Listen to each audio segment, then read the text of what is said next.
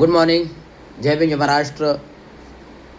पुन्हा एकदा मी तातडीचं लाईव्हवर येण्याचं कारण म्हणजे मी नुकतंच सोशल मीडियावर पाहिलं की राज्य सरकारने कर्मचाऱ्यांचे 12 तास करण्यास राज्य सरकारने मंजुरी दिली. 12 तास म्हणजे किती ते किती?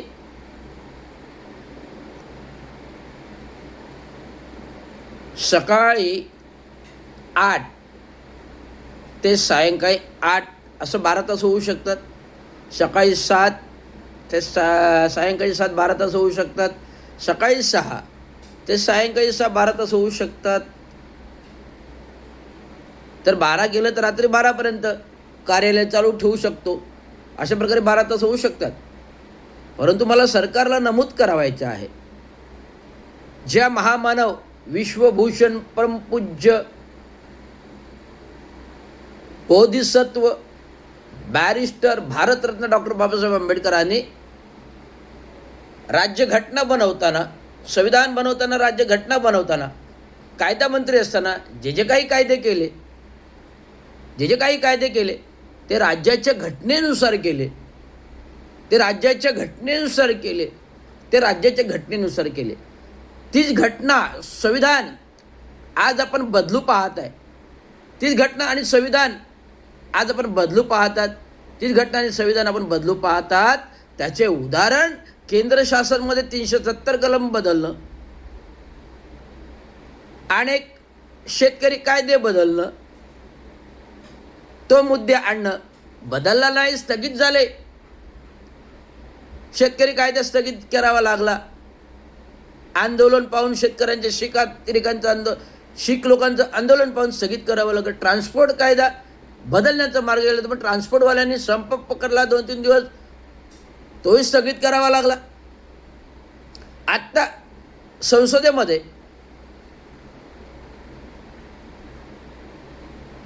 गुन्हेगारीचा कायदा करण्यात आला, ज्याच्यामध्ये ज्याला सलग 30 दिवस कोठडीमध्ये डांबून ठेवलं असेल, तर अशा पंतप्रधानांचं, राष्ट्रपतींचं, मंत्र्यांचं, आमदारांचं आमदारकी, खासदारकी, मंत्रिपद रद्द होईल असा कायदा करण्यात आला. हा कायदा जो आहे त्याचा दुरुपयोग विरोधी पक्षांसाठी होऊ शकतो. विरोधी पक्षांसाठी होऊ शकतो. महाराष्ट्र राज्यामध्ये जनसुरक्षा कायदा आणला. कशासाठी? तर नक्षलवादी लोकांना प्रतिकार करण्यासाठी जनसुरक्षा कायदा आणला असं मुख्यमंत्र्यांनी सांगितलं, विश्लेषण केलं. पण त्याचा अर्थ असा होतो की महाराष्ट्र राज्यामध्ये चाललेलं इन्फ्रास्ट्रक्चरच्या कामांवर अदानीचं प्रभुत्व आहे. अदानीला जे काही कामं दिलेली आहेत, भलीमोठी जमिनी दिलेल्या आहेत, धारावीचा भूखंड दिलेला आहे, धारावी झोपडपट्टी पुनर्वसनाचे प्रकल्प दिलेला आहेत. त्याच्या विरोधात जनसमुदाय उठतो, मोर्चे काढतो, आंदोलनं करतो. ते आंदोलन, मोर्चांना प्रतिकार करण्यासाठी जनसुरक्षा कायदा आहे. म्हणजे कोणीही लोक सरकारविरुद्ध कुठलंही आंदोलन करू नये, त्यासाठी जनसुरक्षा कायदा आहे. मग आता जरांगे पाटलांनी जे काय 5 दिवस मराठा आरक्षणाचं आंदोलनाचं उपोषण केलं, त्यावेळेस जनसुरक्षा कायदा कुठे गेला होता? सरकारने कुठलीही परवानगी दिलेली नाही. उपोषणाला कुठलीही परवानगी दिलेली नाही, तरी 5 दिवस तुम्ही त्यांना उपोषण करू दिलं. कोर्टाने ताशावर ओढले. तुम्ही कारवाई का केली नाही? तर शेवटच्या 4थ्या दिवशी पोलीस अधिकारी नोटीस घेऊन गेले की तात्काळ आझाद मैदानचं आंदोलन संपवा, उपोषण संपवा आणि मैदान खाली करा. कुठेतरी चिघळण्याची चित्र दिसली म्हणून सरकारने तातडीने GR काढला, जिथे करून मुंबईतून हे आंदोलन, मराठा आंदोलन हद्दपार होईल. म्हणजे आंदोलकांना गाजर दाखवायचं काम हे सरकारने केलं. हे सर्व राज्यघटना, संविधानिक घटना बदलण्याचं सूत्राचं संचालन हे BJP RSS सरकार करतं. आणि ह्या घटना संविधानातून बनवलेले नियमावली मोडायचं काम हे सरकार करतं.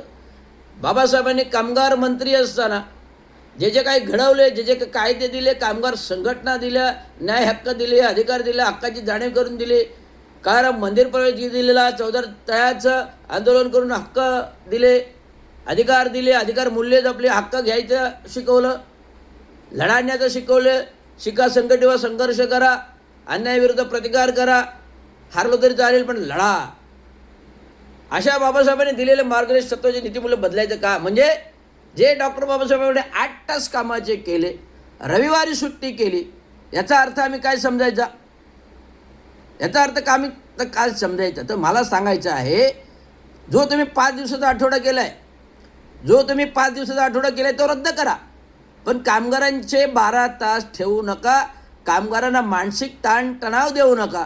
कारण आधीच कर्मचारी वर्ग तुटवडा आहे, कर्मचाऱ्यांच्या पदे असून भरत्या होत नाही शासकीय स्तरावरती, खाजगी स्तरावरती, आणि कर्मचाऱ्यांवर 4 भार दिले जातात, त्याचाच आधीच मानसिक तणाव आहे.